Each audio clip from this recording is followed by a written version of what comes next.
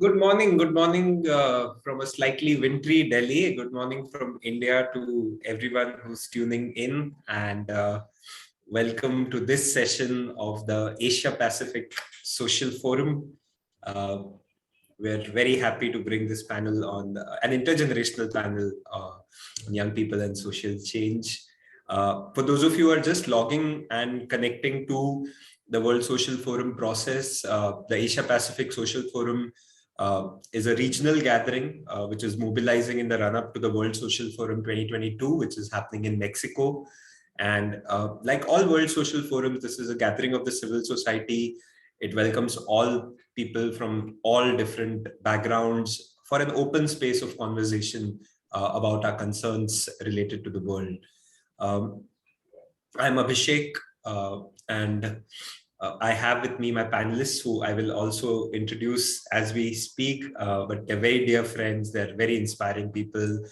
So welcome Vijay, welcome Jithin, welcome Shrishtee, welcome Kejal. And I think I want to just begin with my memory of my earliest memory of the social forum process was Asia Social Forum in Hyderabad. This is 2001. And I was an 18 or 19-year-old commerce student from Mumbai, so classic middle-class commerce student, suddenly exposed to the world of people's resistances, struggles. Well, it was the first time I got exposed to an entire world that was invisible to me. And the camaraderie, the friendship, the energy of both the Asia Social Forum and the Asia Youth Forum. Asia Youth Forum was located outside Asia Social Forum, and young people were like, if we are important, why are we located outside and not a part of the social forum? Why is the youth forum put away and the social forum is going on somewhere else? So it was quite an inspiring, kind of quite an energizing moment for me. So I'm happy to be still a part of that thread 20 years later and connecting and moderating this panel. Today's panel is going to take the advantage of being an intergenerational panel and really explore the sweep of time. So we're looking at youth and youth movements across time and their capacity to engage with social change. Whoever has done whatever, I'm going to request them to turn their screen share off. Did someone just screen share? So yeah, can we just, whoever is the co-host security, can we just lock the room? And whoever is... Yes, done. Yes, done. Okay, thank you. Unfortunately, we'll have to suspend certain rights then. Sorry for that, but yeah, that's what we'll have to do. Okay, great. So let's begin this forum with the idea of what has happened across generations. We are waiting for a panelist. Do we have any update, Pankti, on Rajaji?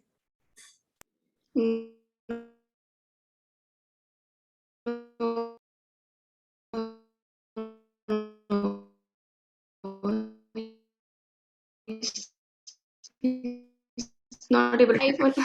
And Rajaji, will also turn on your video. Oh, yeah, done. Yes. Hello, Rajaji. Welcome. Hello, Abhishek Bhai and friends. Yeah, thank you. Welcome to you also, Rajaji. Thank you. So the common thing amongst all panelists, I think today, for me at least, would be people who I deeply respect, deeply inspired by, and have had some opportunity to work with. And all of them have done amazing work with young people and the wealth of knowledge here. So I was wondering, I was thinking a bit about what order to start this in, because if it's a youth panel and if I start from the oldest person, then again there's a form of ageism, and then if I start from the youngest person again, so I had this real deep dilemma of where to begin from. I think after my reflection, I said it's hard for me to not begin with Rajaji. It's hard for me to not do that. Maybe it's the culture I come from, where we begin with the eldest, or maybe just by the sheer journey that Rajaji has had. So I'm going to start this conversation with Rajaji. For people who don't know Rajaji, Rajagopal, founder of Ekta, Parishad, and actually part of the work that Bhaiji, Subbarao had done. Subbarao started doing camps for young people right after independence, and Rajaji continued that legacy, founded Ekta Parishad, mobilized young people across rural India and tribal youth as well. And it's been quite a journey. It's been quite a journey for Ekta Parishad. 2007, they did a yatra. 2012, much larger yatra with 100,000 people. Again, 2017, foot marches and working on land issues, land rights. Really one of the most inspiring people of our generation. So Rajaji, I'm going to invite you to look at the sweep of time. Shuruaat se ab tak, you have worked on mobilizing young people. You have gotten a lot of young people into social change. So just a few opening remarks that you would have from your experiences about young people and social change. Maybe just to get us started with, how does it look like for you across generations, young people? And Yes. So good morning to everyone. और ऐसा शुरू करूं कि see the days when I began, that was in the 60s and 70s. Young people really looked for challenges. They wanted to take challenges and explore possibilities through taking challenges. Many of my friends did it, and I also did it. So I remember going to Chambal Valley as part of that process. I really wanted to go to an area where there is real challenge. So going to a highly volatile area and then working with people was very, very interesting, in spite of all the risk involved in this process. And I found, even in Chambal Valley, the number of young people who were just waiting for someone to come and encourage them to act. And soon it became a movement of constructive programs, roads being constructed, Shramdan projects being organized. You can't believe how many thousands of young people got on to that job, in spite of all the risk involved, in the sense there are dacoits, there are robberies, there are kidnapping, there are killing, but then still young people really wanted to change the situation. And it was through these young people we were able to achieve the mass surrender. So what I'm trying to say is the 70s were when people were not looking for my job, my safety, my comforts, my family. This too much of this my was not the 70s, when people had real interest to take challenges. And that is where this notion of an amount of renunciation and sacrifice is very important. In today's generation, it's very difficult to speak about renunciation and sacrifice. People feel if all the comforts are available, I will also do some social work. That capacity to renounce, the capacity to sacrifice, capacity to do something for the society, even at the cost of one's own comfort, that is missing today in a big way. I thought by 2020 things will improve, but I don't see that improving. So that is one challenge the younger generation will have to discuss about today. Yes, we'll take this one also, Rajaji, in the panel. But yeah, please go ahead. But I'm also already I have mental notes of who to go back to on this challenging question. But yeah, sure. Right. Yeah. So the second thing is this realization of direct violence and indirect violence.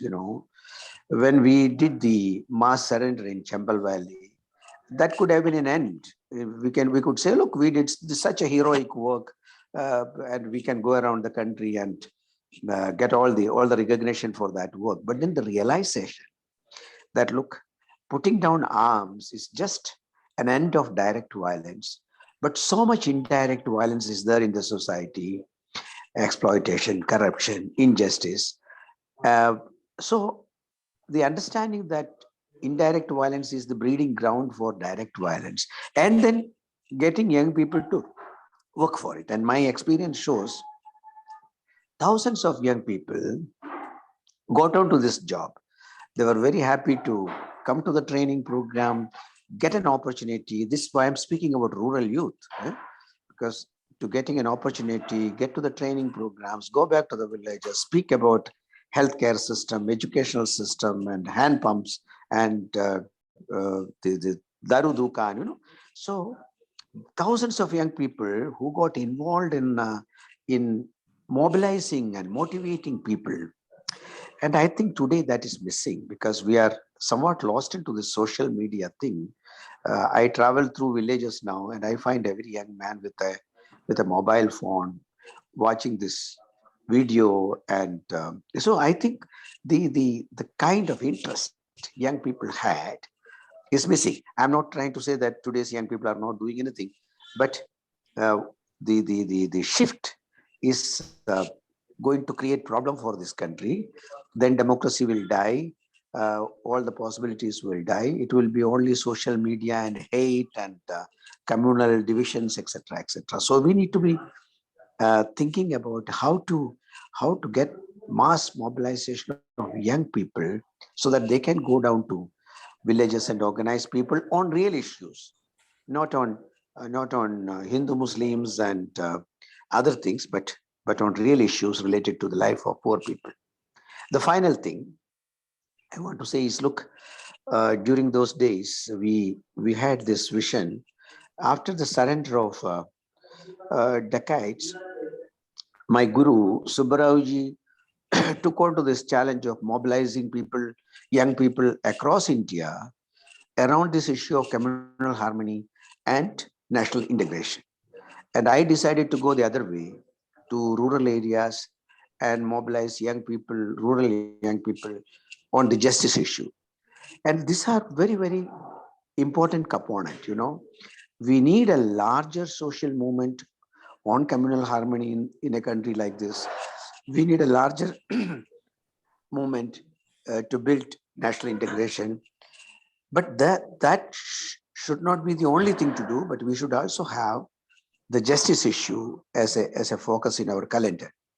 Now, where I failed was linking these two together.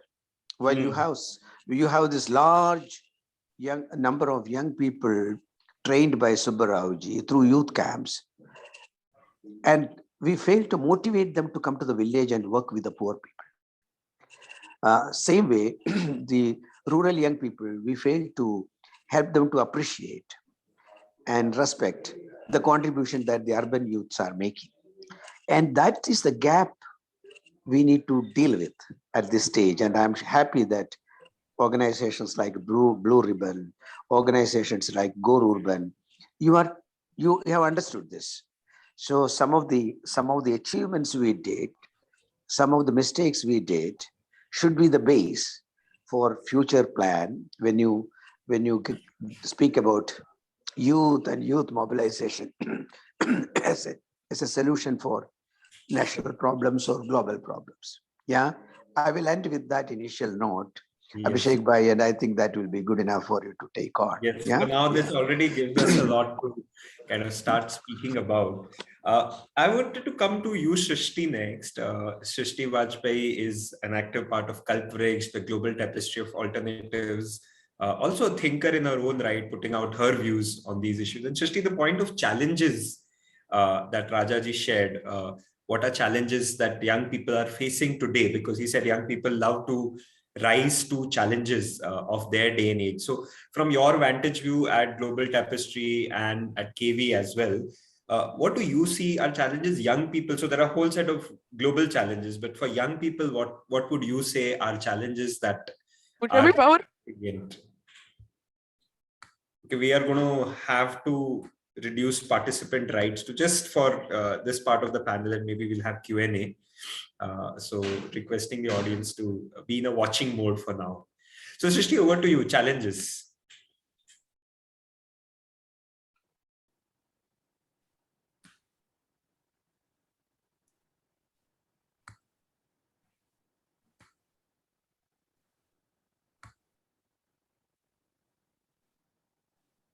Sorry, Srishti, yeah.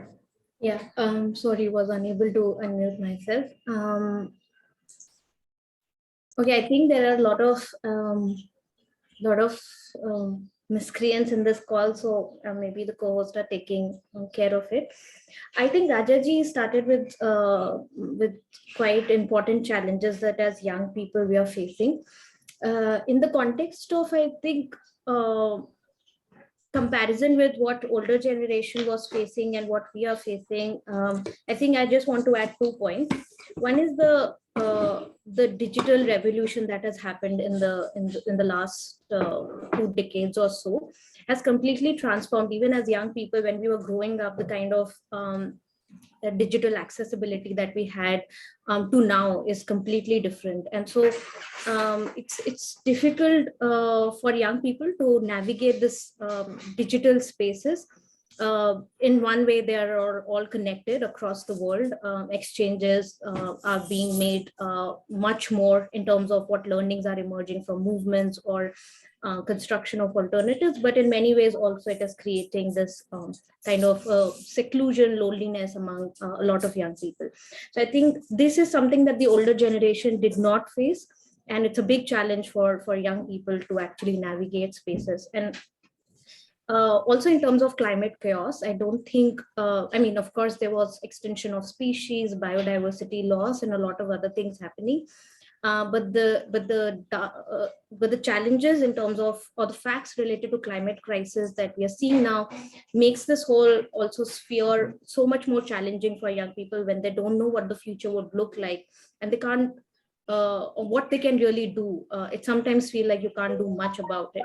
So I think the climate crisis is again one very different kind of a meta challenge that as young people we are facing.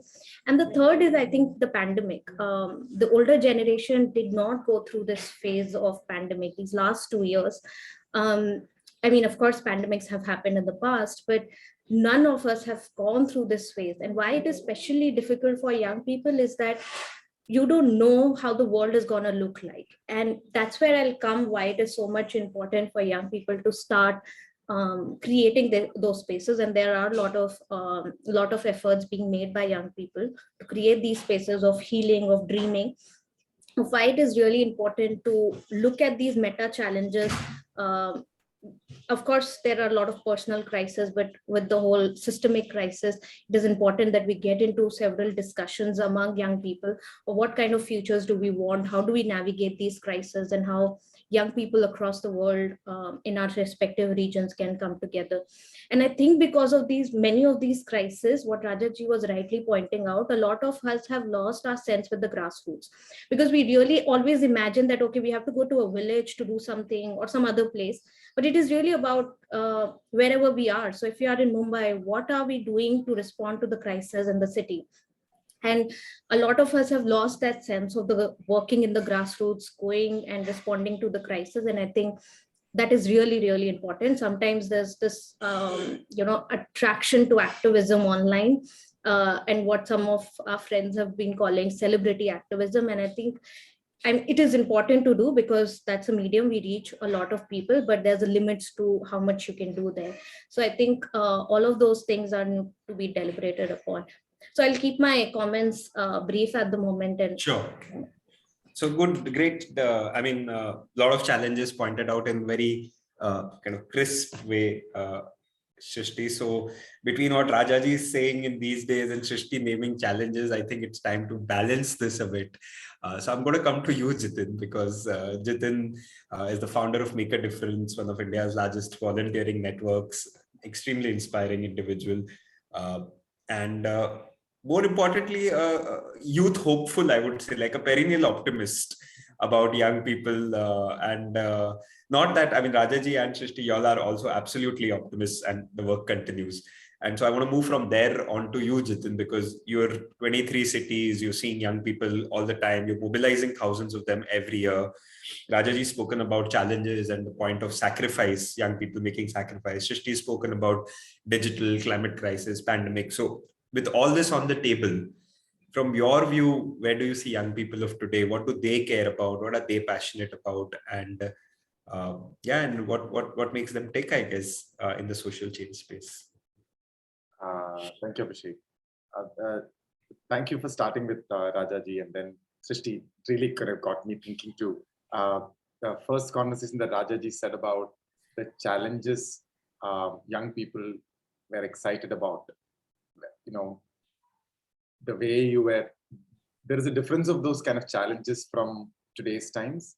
And what was really alive for me is that probably Rajaji worked in a space which are a lot more harder child issues, and I am working in a softer issue. The kind of young people who are coming on board and how they are engaging, there is definitely a difference. You know, when Rajaji started by saying that there's a revolutionary sense in young people at that point of giving up and, you know, going to the most challenging place and, you know, trying to make sense there, things like that. While I'm seeing, I do agree, I'm not seeing that much revolutionary sense in the volunteers I am working with. But I actually see the opposite of it, and I think that's really beautiful too, which is that I see a lot of my volunteers are very soft and loving and caring and wholesome people. You know, recently we had one of our first volunteers joining, who was the child of one of our initial 15 years back. Somebody joined us as a volunteer, and their children have joined MAD as a volunteer. And I could see the level of love and care that they had received as children.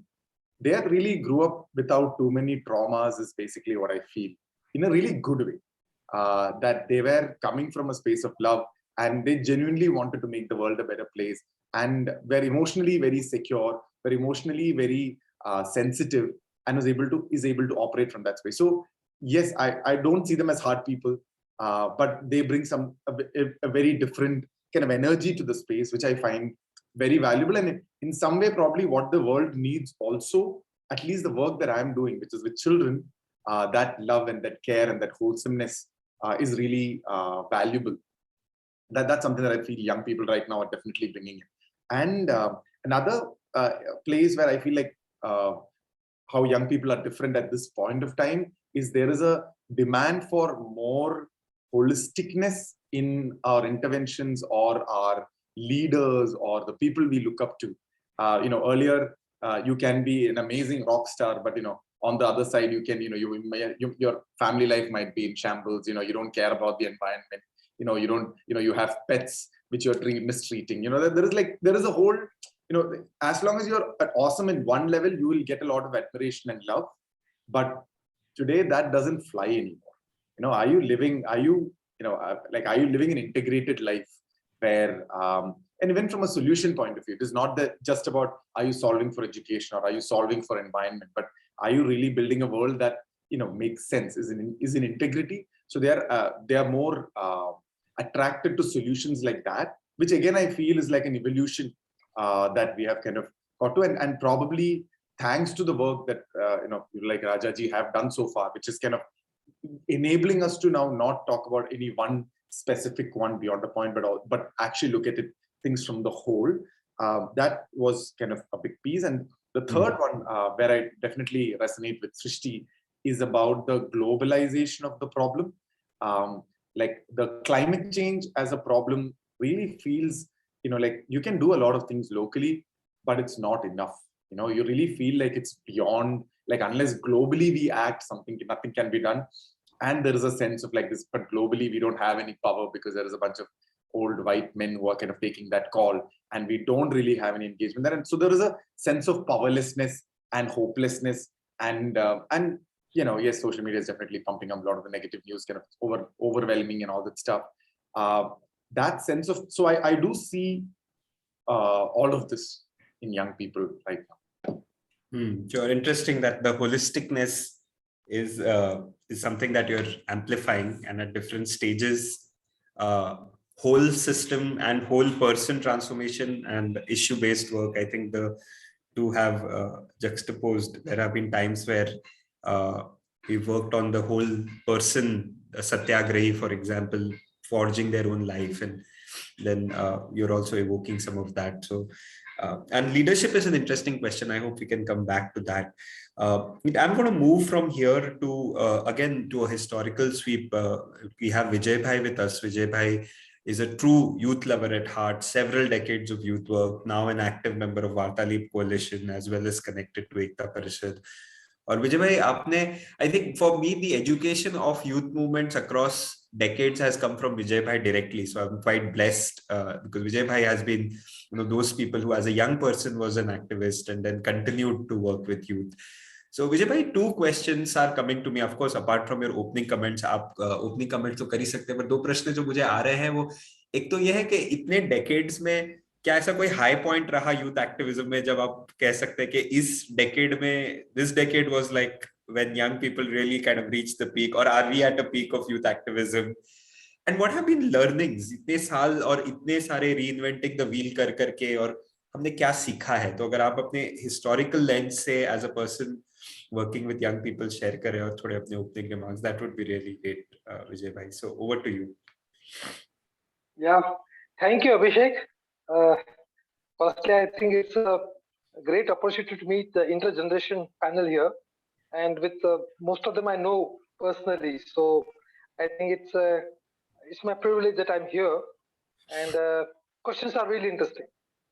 The means I came into the picture after 1970s, the JP's movement that was happening. I was a teenager at the time when the JP movement was happening, and at that time means all the young people, many young people joined this whole movement, and the atmosphere was very different at the time, 77s.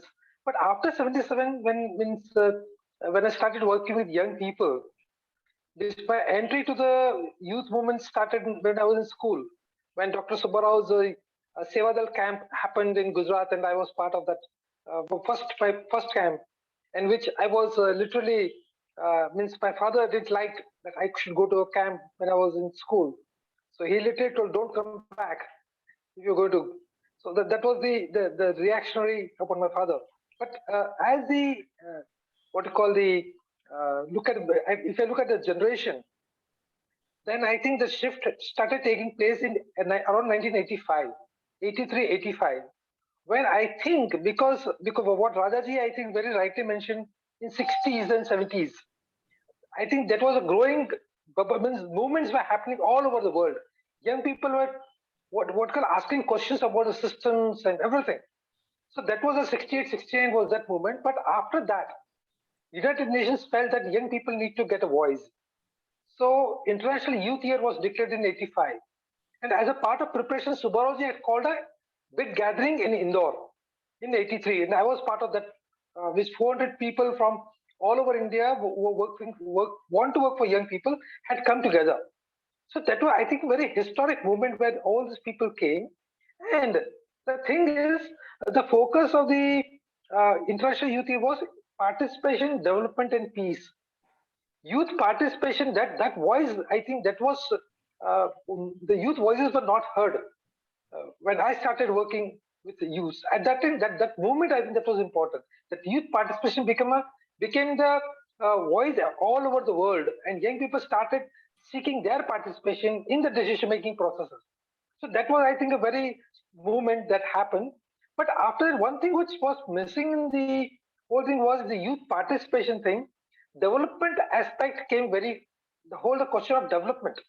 Questioning of development, I think that was, it came the height when the Narmada movement started, and a lot of young people joined that movement. I think that was, another important milestone, that we were questioning the development. And young people, I think that caught the attention. What development we are talking about. So I think there were a lot of movements at that time. I think the height of the movement were 80s and 90s. I think. That was the other thing. And the other thing was there was a shift in the youth movement itself, going beyond charity, going towards empowerment.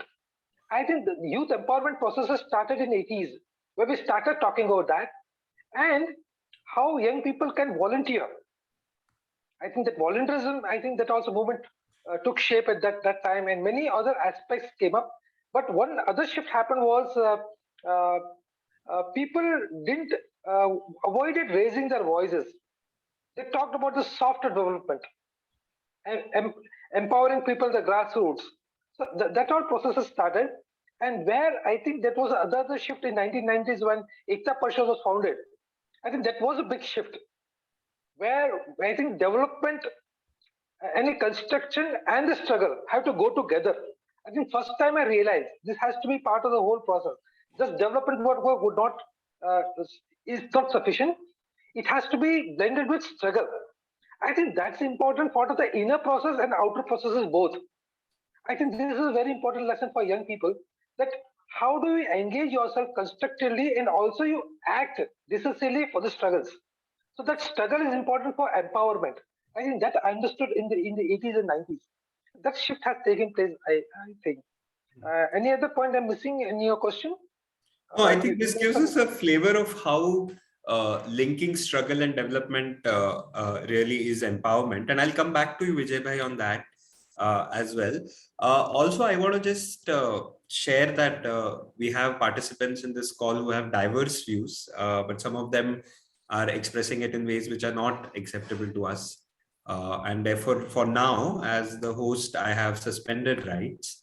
And because the intent of the panel really is not a larger discussion with the audience, it is really to get the views of the panelists. In case there's any participant who would like to kind of express or would like any of these rights to be restored, please raise hand and I'll engage with you on private chat and so on. But till then, I've taken the liberty as the moderator here to stop share screen, chats, unmute and videos, because just to maintain the decorum and the intent of this space, it's not meant to be a free-flowing conversation as much as a panel discussion. So taking that liberty here. Also because chat went a little out of control as well for me, personal chats and messages as well. So I'm taking that liberty. And like I said, if there is anybody who would have an objection with that at any point, just please raise your hand and we'll engage and figure out what is the way to do that. Thanks for that. So I'm going to come to you, Kejal, because Vijay bhai left this at a very interesting point, which was constructive action, struggle, empowerment, reflection, inner outer, and Blue Ribbon tends to work one with a certain group of young people, middle class youth, and chooses reflection and action, and has its own take on constructive action and struggle. So two questions really. One is, you've been a young person who's become a youth worker. So in your journey, how have you seen any changes happen? Where do you see your hopes and aspirations? Also, this part that Vijay bhai spoke about in terms of struggle as a pathway to development, do you think young people are ready to take on in large numbers? We already have young people who take on resistance work. To me, that still seems to be a minority in some ways. Large parts of young people are in constructive action dialogue. So just curious about your views on some of what Vijay bhai and other panelists have said and your experiences. Thank you so much. And it's a very interesting point where Vijay bhai paused, because what I was also thinking at the same time was very coherent. I think from where the whole idea of having young people in social change to now young people leading social change, they're two very different parts. And for a lot of time, young people have been part of powering social change, but what they really want was not always the conversation. So I think the current sweep that we are seeing in last some years is a lot of youth-led change. A lot of spaces which are saying that we are youth-led and we are young people who want to kind of decide how we would like change. So a lot of rise of the Fridays for Future, Yugma in India, or Extinction Rebellion. So a lot of these spaces, even globally, that's the trend we are seeing, that when young people are claiming that we will set up ourselves as youth-led spaces and decide what is our idea of change and how we would like. And I think that comes from this whole part of a certain idea of how we would want young people to power social change, which may be different from what young people themselves are experiencing. What are their needs? So that is bringing this whole one shift and sacrifice. I feel, which is also connected to what Jithin was saying, that we want to be wholesome people. And as wholesome people, there is a certain amount of sacrifice, which is definitely important. And those struggles are what young people are experiencing, which Shrishtee mentioned in terms of digital, the whole mental health wave that's coming in, the whole valuing of diversity and how we create spaces of acceptance for diverse voices and diverse views. There's a lot of different kind of struggle that is happening. And it may not be similar to the kind of struggle that we've seen activists take on early on. So the struggle is very different. It's much more internal, maybe, as they're trying to work outside. And our relationship with sacrifice, I feel, is a balance of how much I want to sacrifice as a person myself, and how much I would want the world to also engage in that process with me. So a lot of wave of volunteerism where all of us have to be part of making change happen, and not few people who will kind of give their whole life, leave all the other worldly aspirations aside, and then go to do social change. So there's a shift in that whole way of engaging in social change itself. And I think there is a value of that, because it's only when 7 billion people will really work to make change happen is when change will happen, and not like a few handful of us who will sacrifice all our lives for somebody else. And, you know, I think it's just a changing of a frame of how we look at social change and what our idea of social change is. And I think just last one comment is focusing on youth needs and youth challenges and youth voices while we expect young people to engage in social change is also critical, which I think is getting missed. So as we want to transition and create intergenerational spaces of bringing change, because that's really that will bring change, not only youth-led interventions. It's an intergenerational space that will make a lot of change happen. How do we kind of make sure that not just the voice or representation of young people, but also the needs and challenges they are experiencing from that vantage view are considered while a lot of these interventions are being thought? Sure, and intergenerationality is a point I'm going to take off. So what I'm going to do is throw a couple of questions and then leave the panel to openly do charcha. I think that will be, that'll give us the charcha mode. So I think we've heard some initial comments, and I'm going to put a few questions or few points in here, and then whoever resonates with it and takes this on, right? So one is the intergenerationality thing. So this is definitely about power.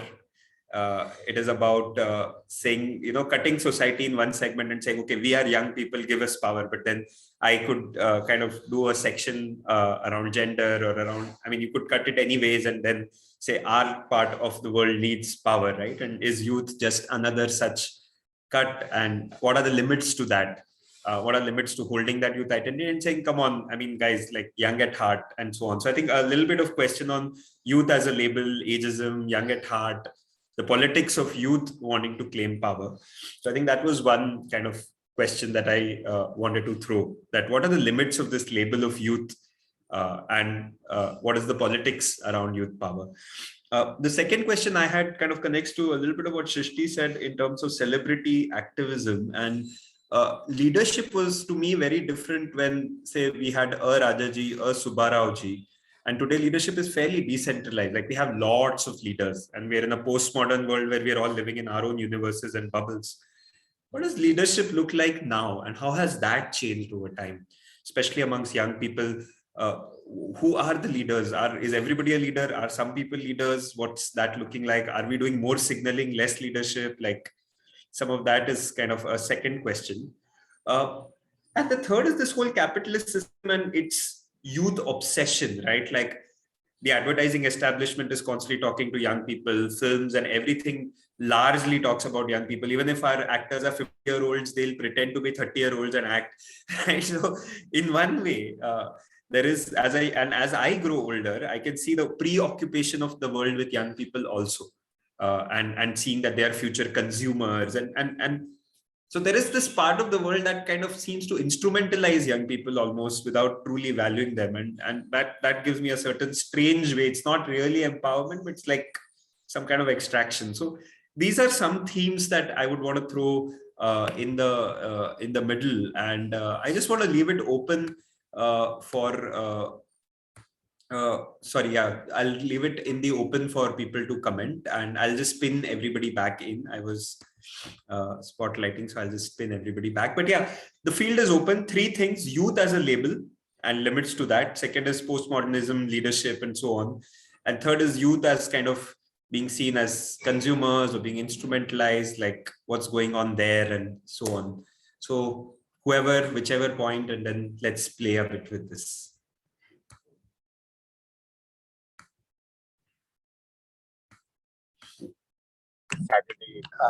Abhishek, I am traveling, Sure. so I may get disconnected any point of time. Sorry for it.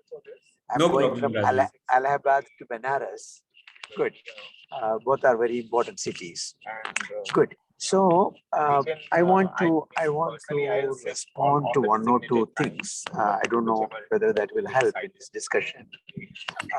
I agree with this point that we don't have many people to look upon. Probably my generation, we had a lot of people to look upon, and that was an inspiration. But now, in the political field, of course, I mean, I keep referring to what Mr. Trump did. In spite of getting defeated, he was not willing to leave White House.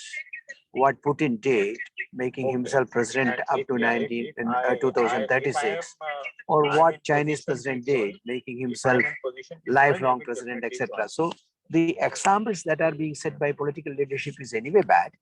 But even in the social field, I don't think there are too many that young people will find interesting to follow or look upon. So that is a problem that the older generation has created, that we are not giving younger generation a lot of inspiration to move in this direction. But I think there is also this issue of what young people are committed to during a particular time of time. Freedom struggle, young people. Bhudan movement, large number of young people. JP movement, large number of young people. So either it is for social justice or freedom or for democracy. See, young people were engaged in something much larger than what young people are doing today. Even today, if you look at the younger generation in Europe, they are out on Friday saying that Friday for future. But why don't you see a similar movement in a country like India, which gave us various movements, social movements within 70 years of period? Young people today are more into kind of a spreading hate. You know, I'm sorry to say that. You know, I'm traveling through UP and look at the social media. Even now, Abhishek ji said, look, there are objectionable comments coming in. You know how to write and read, and you use this capacity to write and read to disturb. You spread to hate. You destroy relationships. So what has happened to this country where young people were into freedom movement and Bhudan movement and JP movement and reconstruction movement, and suddenly, because you have got this education, you have got all the resources and so have become rich, why is it that these people who gained all the capacities, educational and economic capacities, not really looking at this issue of poverty and problems of people? Millions of people during COVID, we have seen millions of people walking back. Any educated person's mind will agitate when you see such a thing happening. During COVID, what happened? Or the kind of poverty that you see in rural areas and in slums. Young people's mind should be on issues that are affecting the country, that are affecting millions in our country. That is not, that kind of a movement is not building. Now we are more nationalism and younger generation even today can make a difference if they want, and that is possible if we create an atmosphere for that. So let us see, can we rekindle this interest in young people to work for the nation, not the limited nationalism. Work for the nation in terms of being proud, a country without corruption, a country without poverty and exploitation, a country where justice is delivered to the poorest section of the society, a country where rural economy is taken care of. Why couldn't we create a movement of that kind rather than creating a Hindu-Muslim narration? So I think we need to redirect the youth energy of this country if you really want to make a good nation out of India. So that is what I thought I need to respond to after listening to what you said. Yeah, okay, thank you. Thanks for the invitation, Rajaji. And yeah, I mean, this panel itself, I think people crashing into this panel and engaging in these ways is evidence that where things are in some ways.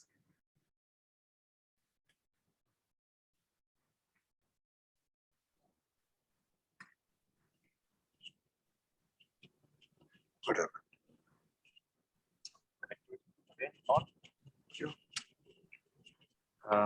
I can Ah, take it. Coming. Yes, Rajaji. I fully resonate with you with regards to leadership, and the lack of leadership is a major challenge. Even when I was asking myself, who is the leaders that I look up to, and like probably Rajaji is one of the names that did come to my mind. And so there are those leaders, but most of my colleagues, most of my other volunteers in the organization does not even know of Rajaji and the existence and the work. So it's not that I genuinely believe that all of these exist, but they are not the ones who are getting the attention, or they're not getting the attention that is needed. And why is that happening? And to a great extent, that's where the whole capitalism and the youth obsession to a great extent comes in, which is that I think capitalism has actually done a better job than we in attracting the attention of young people.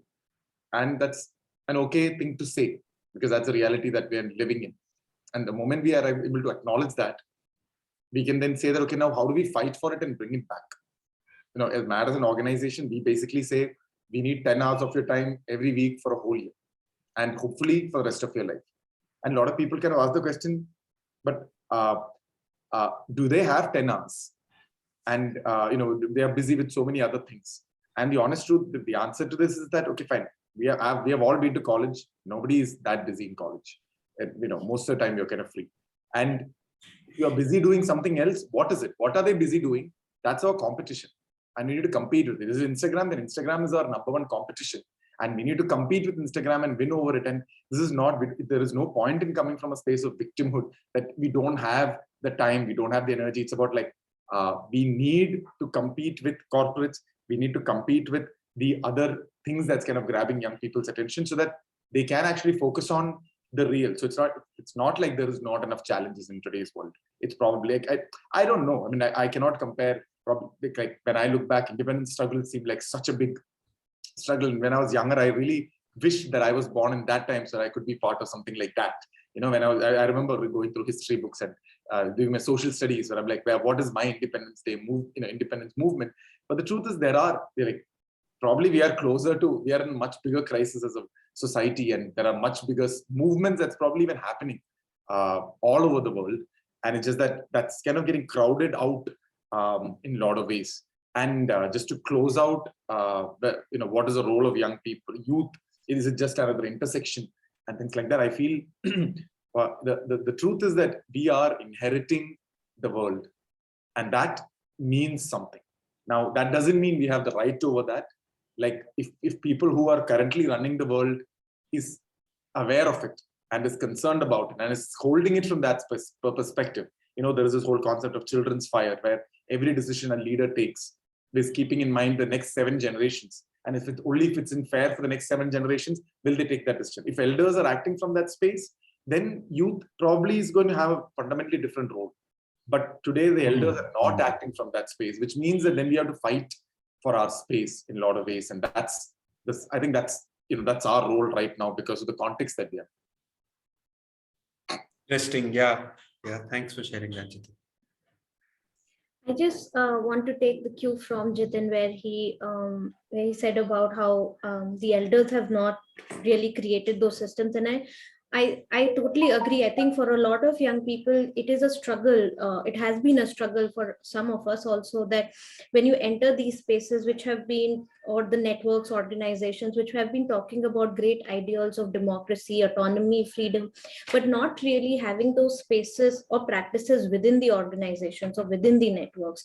So exclusionary in terms of caste, gender, and in many ways within your own organizations and networks. So I think sometimes it is a struggle to imagine whether these things are really possible if we have not been able to imbibe it in our own ways of functioning, our own ways of being. And that's where I think a lot of young people face a challenge, and a lot of young people are raising concerns also and transforming the way institutions work or networks work. And I think that is where young people are playing some really important role. Abhishek, your question about your third question about the instrumentalization of the youth, and what Rajaji was also reflecting earlier about how the young people don't have that sense of connectedness, how they're brainwashed. I think we have to realize that there's this brainwashing or this kind of instrumentalization is very, very systematic. And so a lot of times we do think we have control over how we are thinking and how we are operating and whether what we are doing is something out of an autonomous choice, but I don't think that is really true.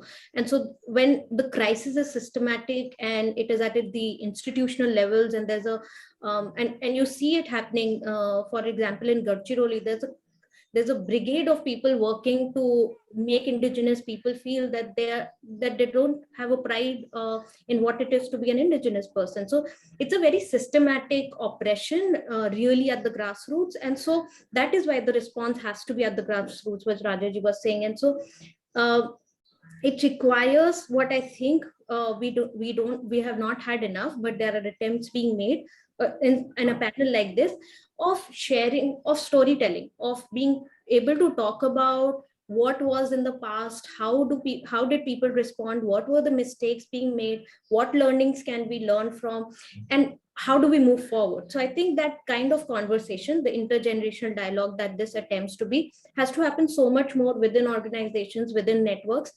and at various forms and at various levels, so that young people are more aware about what is their histories and what is their lineages and why they are where they are. And a lot of this is not happening at many levels. The third point that I want to make is about young people, the term young people itself. I think we need to think about who are these young people. It's a very differentiated category, and there are young people, there are rural, urban, there are different genders, there are different ethnicity, caste, class, and a lot of times, even in our spaces also, we have not been able to break those barriers, to bring in voices from the class that doesn't really find their voices in these corridors of power. And this is a space of power in some ways. And so how we are creating those spaces to bring in those voices, and with safety, with courage, with love, with affection. And I think what Jithin was earlier saying, that as young people we have been able to respond to or develop these aspects more better than the earlier generation. I totally agree with that. And I think the more we are able to do as young people, that will be that will really help. And the last thing that I wanted to make was about that what you said earlier about the not enough, like the youth-led change, and about the leadership that you were mentioning about. I think definitely the youth leadership is much more decentralized, and there are also barriers that young people have broken. So there you see indigenous voices, you see more women in spaces, you see more people from other castes. But still, I think the youth-led change is not able to, what earlier Jithin was saying about cross-sectoriality. It's still not enough. Like the young people who are resisting, the doctors who are resisting, say suppose against systemic oppression, engineers won't go and support them, or people from social sectors, Dalits won't go and support those crises. So I think the cross-sectoriality in the movements is not happening enough. So the youth-led change has to have that holistic vision, and when we're talking about social changes, has to be much more holistic and integrated. And within youth movements, that has to happen so much more. So we have to deepen our understanding of what really means to work cross-sectorally, intergenerationally, and also intersectionally. Yeah. Thanks for that, Shrishtee. Also cross-sectoral, intergenerational, intersectional. I was just going to hop in. Also, I know I'm like a moderator, but also tempted to talk about really what's also realistic to expect from young people. So I think just wanted to throw that, because a lot of this conversation was trying to wear a young person hat in whatever way I could, saying that I've got so much going on.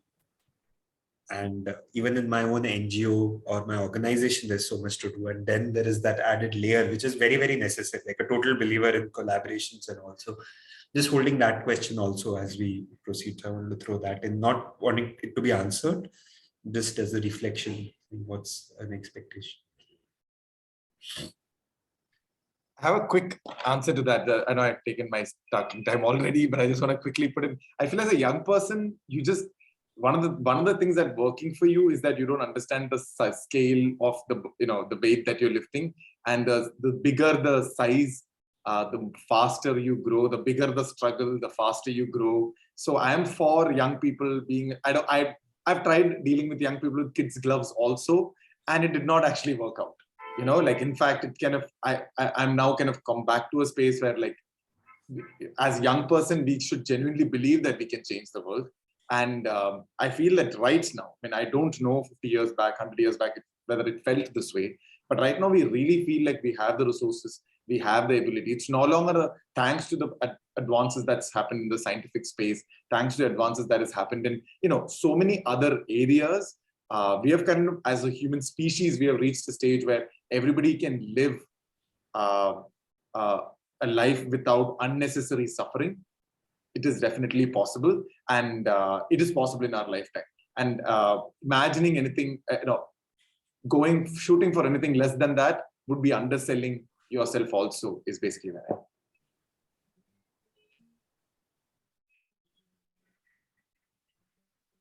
Yeah.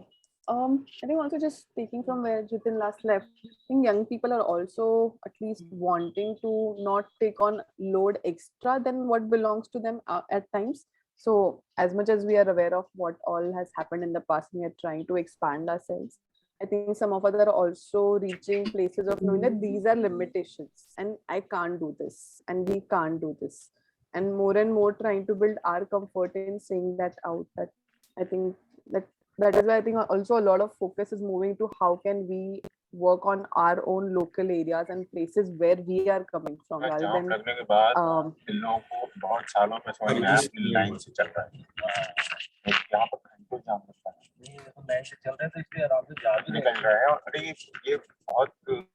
Yeah, sorry. no problem.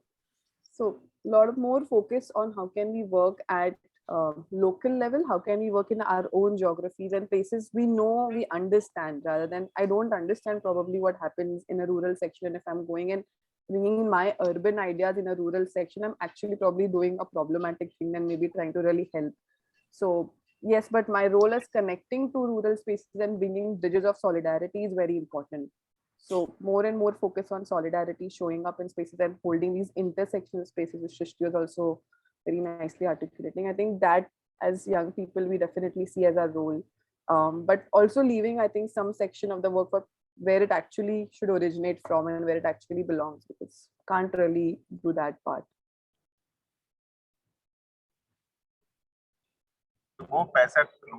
Abhishek bhai, Yeah. See, मुझे लगता है कि in my first part of presentation, probably I was overcritical of the inactiveness of young people. Sorry for it. क्योंकि मैं देख रहा हूँ कि देश भर में इतने सारे इनिशिएटिव्स है, बहुत अच्छे इनिशिएटिव्स, और मैं युवाओं को उसमें इन्वॉल्व होते हुए भी देखता हूँ जहाँ जाता हूँ. अभी मैं पिछले दिनों में यूपी के बहुत सारे संगठनों में विजिट किया, तो I was really surprised by the level of commitment and interest that young people take. लेकिन मैं इसको ऐसे पर्सपेक्टिव में डालना चाहता हूँ. आज के भारत के, ग्लोबल छोड़ दीजिए, भारत के समस्याओं का अगर एक कैनवास में हम देखें, ये जो ऑक्सफोर्ड रिपोर्ट के तो बहुत people accumulating large area of wealth, और करीब 60% लोग जीने के लिए बाध्य हो जाए, तो ये है तस्वीर. तो इकोनॉमिक डिस्पैरिटी, इतने प्रॉब्लम है, इस लेवल के डिस्क्रिमिनेशन, डिप्रिविएशन, पॉवर्टी, ये 75 साल मनाते. अब इसके आंसर क्या है? तो हम सोचते हैं कि युवा इसका आंसर हो सकता है. तो ये जो आइसोलेटेड अच्छे एफर्ट्स हैं, वे लोग अगर एक बार, जैसे आज हम लोग इस संवाद में कर रहे हैं, इसको समझने का कोशिश करें कि the canvas on which we are working, उसकी समस्याएं हैं, उसको डील करने के लिए इस यूथ एनर्जी को कैसे संगठित किया जाए, और उसमें रूरल यूथ अपनी भूमिका जरूर निभाएं कि वो समस्याओं से वो ग्रस्त है, इसलिए they will act very actively, लेकिन उसमें अर्बन यूथ किस प्रकार सपोर्ट कर सकते हैं, ऐसा कोई अगर एक समझ अगर हमारे बन जाए कि the youth movement, a national youth movement as a solution to basic problems of millions of people in this country, उसके लिए जो स्ट्रगल की आवश्यकता है स्ट्रगल करें, उसको कंस्ट्रक्शन की आवश्यकता है कंस्ट्रक्शन करें, संवाद की आवश्यकता हो तो संवाद करें, ऐसे कोई स्ट्रैटेजी तैयार हो जाए तो मुझे लगता है कि that will be a real contribution that the younger generation of today will make in dealing with the problem of this country. तो वो शायद वो पॉजिटिव वे होगा देखने का कि हम लोग क्या कर सकते हैं इस देश के समस्याओं को लेके। ये इस प्रकार की चर्चा शायद हर देश के लोगों को करना होगा। मैं अफ्रीकन देशों में इससे भी खराब हालत देखता हूँ कई बार। तो ये तरीका हो सकता है कि हर देश के युवा लोग देखें कि हम इस देश के रियलिटी को बदलने के लिए क्या कर सकते हैं। Thank you.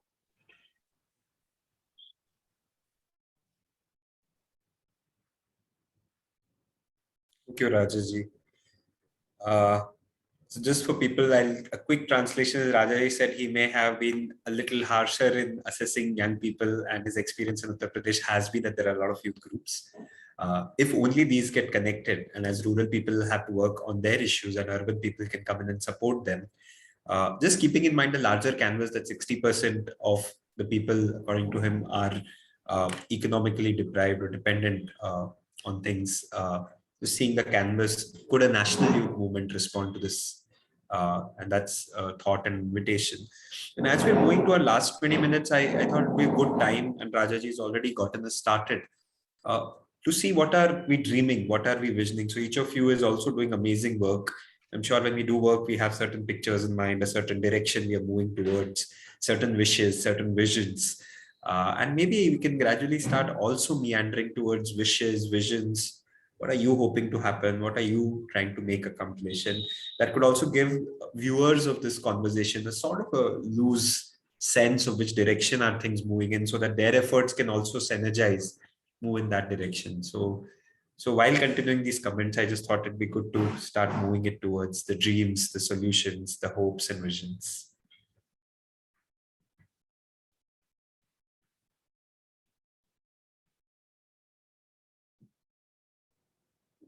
I have some thoughts in case, like, I'm Go really, for it, Jithin. Yeah.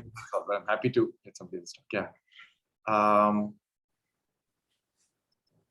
I think we are in a, like there are developmental stages for human beings. I think sectors also have developmental stages. Nations also have developmental stages. And as the development sector, I feel that some amazing work has happened so far, and they are highly valuable. And I think that there's a little bit of need to speak about that before we can, because the vision is keeping that in context in a lot of ways. And what the amazing work that is done so far, it really came out during the pandemic, where when the pandemic hit, all the large-scale NGOs, the NGOs that were like that works with hundreds of thousands of people or whatever that is, on ground, they couldn't actually do much. People immediately realized that if you really need to do some support on ground, you need to go to these small civil society organizations, social sector organizations, community-based organizations, and there's so many of them. And so it's not that there aren't, till some time back, people were kind of making fun of India from the perspective there are 100,000 NGOs in the country, and why do we still have problems, right? And 100,000 is a bad thing. If it was 3, it would have been better, But then the truth is that we have 100,000 because we have a very strong network of civil society organizations on ground that is actually doing good work. But on one side, and there's also the other side where there are very strong organizations that is focused on solutions. There are organizations like SoulSark, which has done amazing work with regards to early child education. There are amazing organizations like Dream a Dream, which has done amazing work on life skills. So they've really learned how to solve a problem at a very deep level, but they have not really scaled across. And that's basically where it has been so far. And so the vision is very similar to what Rajaji said, which is that it is time to have a meta level between all of them. It's not about what we need is not a new organization, but what we need is a movement that actually brings all of them together, a platform that brings all of them together for the betterment of society in a lot of ways. And my vision for young people is definitely biased towards the work that I do, which is around children. I do feel that the best way to bring everybody together is by bringing everybody together around children, because there isn't anybody who, it's a soft problem that everybody can align around. Nobody is fighting there, and everybody agrees. Nobody's saying that no, children should suffer, or those. Nobody's saying that, and I feel that there is such an opportunity there to bring everybody together and say that. I feel for me the vision for the future for young people is where young people take radical responsibility of the children in their community and say that it is my responsibility as long as I'm alive and I'm in this community. Not a single child in my community will be hungry, will go to bed hungry. Not a single child will drop out of school. No single youth will be unemployed. Till that happens, me and my community has failed, and I will keep working towards it. And I genuinely believe that the future, the first job any young person has is as a community worker, at an age as young as 10 years. A job is not just, job is doing something where you get an incentive. That's, if you want to put it that way. And, volunteering work, community work also is a job in a lot of ways from that perspective. And before you start working for the Microsofts and all that stuff at the age of 21 or 25, from the age of 10, if young people really start working in their communities towards this goal, just focused on their own community, and while in solidarity with these amazing projects that is, the solutions that is there globally, and ensuring that they are standing on the shoulders of these giants and implementing the best solutions that is there globally in their locality, and powering and contributing to these solutions globally. So when both of this happens, when young people are hyper local, taking a radical responsibility of locally and globally, we will see the world that we are all hoping to be. So that's definitely my vision for the future.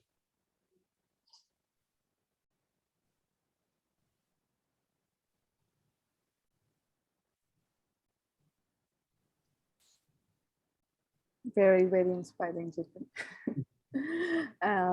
I think also just to add what else in the parts of the dreams and visions, I think I just want to amplify again what Shrishtee said, that there is no way we cannot talk about what we do with young people in our own organizations, networks, sector, and spaces, and imagine that the world will just shift outside.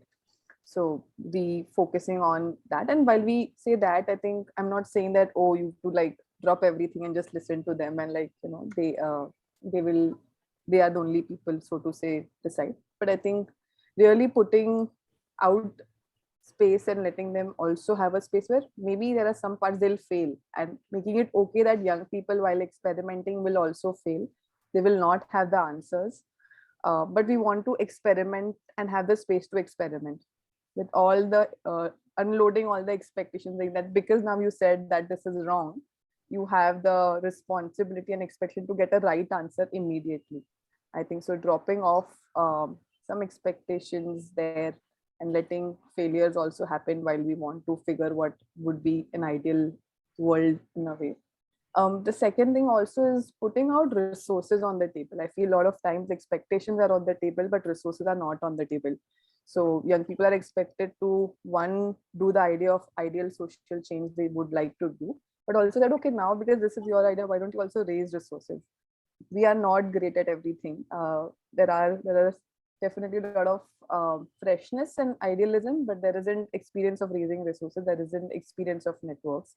And a lot of that sit with older people. And what would it mean to also make that available and put that on the table, saying that, okay, take these many years, these many resources, do what you want to do. And after that, let's see how are we recalibrating. So I think honestly putting stuff on the table and expanding what is possible. I think those two things.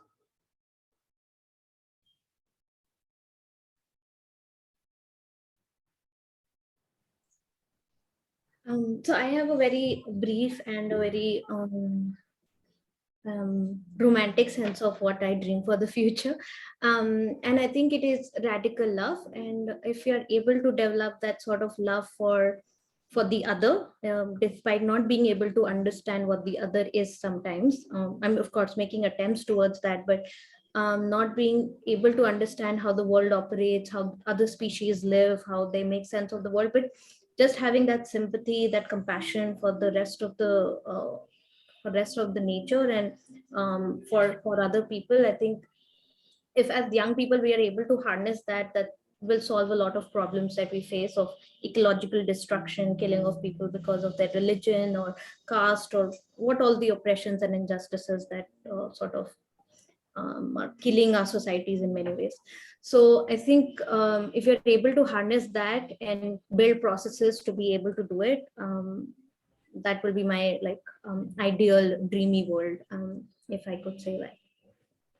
Full power to that, Shrishtee. Vijay, what is your sense? Yes, I think I will listen to wonderful voices from young and old both. And I think if a young person decides to what you call hold it on some vision, I think we have an advantage. One is our own constitution, preamble, okay, that gives a vision. What type of life one could lead or what one vision to have. To transform oneself, if one can make a preamble as a vision of your life, that could be one way of beginning. Or other ways, like Srishti and other people are talking of nature rights. There's a declaration of nature rights. Any such declarations which comes as a collective. And if you follow this, if you start to see how I can relate to those manifestos or vision, I think that can make a lot of difference. But apart from that, important is young people to focus on themselves. What is their passion? What are they looking for in life? If they can start searching about it, I think that makes a difference in making connection with the vision and your own inner thing. So that connection is important, I think. And important is how we can perform the duties. I think that's very important now, coming up very fast. That the independence struggle was all about duties, performing of the duty. Then the freedom came. So I think if young people can redefine what duties can empower them, see, duties is all about empowering. You're not just giving something, you're gaining something. So that I think that understanding at the younger level, I think that can help a lot, I think. And importantly, intergenerational, I think that you're talking about. And a collective, the leadership, I think it has changed. See, leadership is in all shades of leadership we have. And each one of us is a very different leader in his own self. I think let's not compare with other leaders. Let's try to see how I can lead myself. The self-managed leadership, I think, is the way forward, and how we can complement each other in these processes. That's equally important. Leaders is not about just about leading. It's about also following something. Okay. So, and I think a very interesting, Abhishek, he talked about that my Hindu Swaraj, and that's very important thing. If young people can develop on themselves, come with their own understanding, and see what they want to do, and create a blueprint for themselves, I think that makes a lot of difference. This is hiding something in mind. Thank you, Vijay. My Hind Swaraj was my attempt to write my own version of Hind Swaraj, hoping that a lot of people write their versions of Hind Swaraj and we tally our versions. That was the reference there. So I think I was curious about two things as closing comments. I mean, one is, of course, you're welcome to share and comment on some, and all of you have been commenting on each other's things. But I was imagining a closing with a sentence and an ingredient. One sentence that captures the essence of your learning in working with young people. What have you figured out? What have you really figured out? Like what works? What is the essence of what you've learned? Even at the cost of sounding extractive, I'm gonna invite you to consolidate in a sentence, saying, this is what I can back. This is what I've learned. And the second is a word which is an ingredient for a recipe. Like suppose we have to create this collective recipe that all young people and all people around can eat. And some of you already have. I think Shrishti's might be radical now, but who knows? But what ingredient would you put in there? Whether it's a missing ingredient or a needed ingredient. But let's imagine this nice hot pot of good energies. what is the ingredient that you would put? So a sentence and an ingredient, a sentence that sums up the essence of the learning, and an ingredient. Then anything else you'd like to say to close this? So whoever wants to begin can go ahead and open.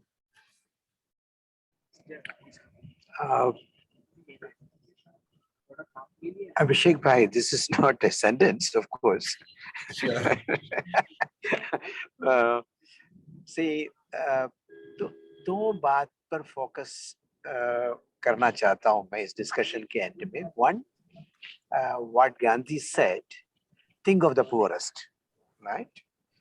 और दूसरा जो विवेकानंद ने कहा कि as long as even a stray dog is hungry, my spirituality is to find food for that dog. ना तो ये जो अगर हम इसको फोकस में ला सके, see, great people said something very very important. उसको अपने फोकस में रखते हुए, if you can keep that in focus, और उसके अराउंड ये जो एनर्जी है, यूथ एनर्जी और उनके अंदर जो एंगर है, I mean, अगर इसको इस एंगर को एक पॉजिटिव डायरेक्शन में भेज सके और उस एनर्जी से if you can rebuild this nation, क्योंकि अब ये we have gone a long way in the wrong direction, of course, जहाँ accumulation of wealth is allowed, poverty is allowed. तो मुझे लगता है कि ये दो sentences मन में रख के अगर हम अपने एनर्जी को ऑर्गेनाइज कर सके, तो जतिन भाई ने जो कहा और हम बढ़ सकते हैं कि no child will go to bed with hungry, or no young man will say I'm unemployed, etc. तो उस डायरेक्शन में जा सकते हैं. तो मैं एक सेंटेंस में नहीं कह रहा हूँ, लेकिन मुझे लगता है वो dream should drive us in the coming days. उस दिशा में हमको काम करना चाहिए. Yeah, thank you. Powerful two sentences also, Rajaji, and the ingredient of positively organizing that energy. So thanks for bringing Gandhiji and Vivekanand and Swami Vivekanand together.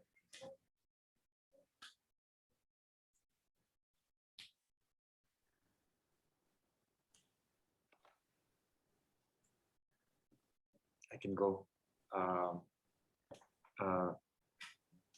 I think like 15 years of working with young people, biggest learning is that young people alone is not enough to change the world. We need everybody to change the world, because there is a lot. Just no any one sector or class or anything is enough. Everybody brings a solution or brings something, and Kejal kind of thought about that also. And it's an unsustainable world we are trying to build, where the young people have all the power. They are the ones who are trying to change or anything like that. So my sentence would be: we need everybody to solve the problem, and young people can bring everybody together. Nice. And what's the ingredient, Jithin? Do you have one ingredient to put in the recipe? Yeah, so that for me, the young people were the ingredient that way. People is the ingredient that can bring everybody together. Beautiful. Thank you.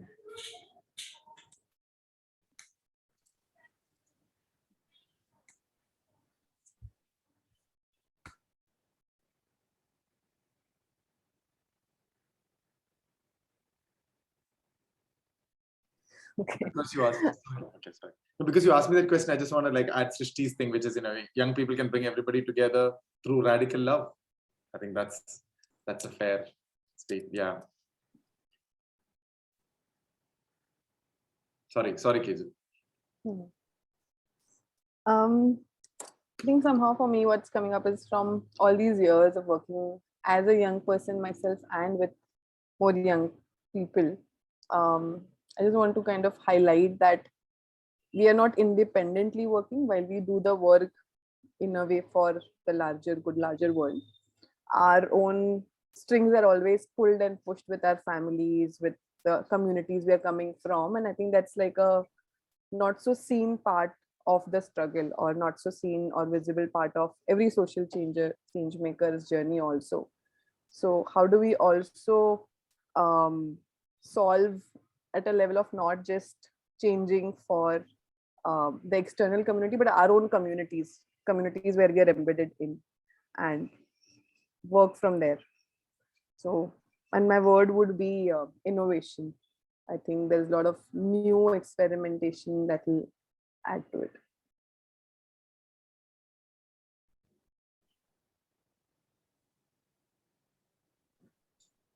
Abhishek, it's hard for me to come up with a word or with a sentence, and I kind of agree with whatever has been said. So I don't really have any one sentence. I mean, there's so many things that I've already said that capture the essence of things.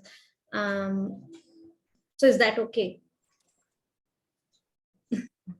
Absolutely. And anything else you want to share, Shrishtee, in closing? Anything else that you're left with, or anything that you reflect back, amplify? No, I think with several comments being made and us shaking heads, there whatever you kind of not think about, others add. So it's just well-rounded discussion. And also thanks for posing several questions that you did that got us thinking into various other directions. So yeah. Vijay bhai. Yes, I think the important wisdoms coming up, and working with young people, one thing I realized was to get the courage. You see, courage is the most important factor in the life. If you believe in something, and if the courage to take a step forward plays a very important role in actually going towards something. You keep on thinking, but you don't gather the courage to take first step. I think that's important, very important to have courage to believe in yourself. Well, many problems are there, but you start believing yourself and take courage to take a step forward. I think that makes a difference. And one famous scientist said, "Luck's favor only the prepared mind." Your mind has to get prepared for what you want to do. If your mind is prepared, everything is there. The luck favors only those people. We say luck. Luck is all about, if you're prepared for that, it comes to you. Thank you. Thank you. Thank you so much, beautiful, lovely panelists. I think just also want to close with the sentence, another world is possible. I think to me that word, that sentence, and that's what a lot of this is about, was coming. For me, the ingredient was unlearning.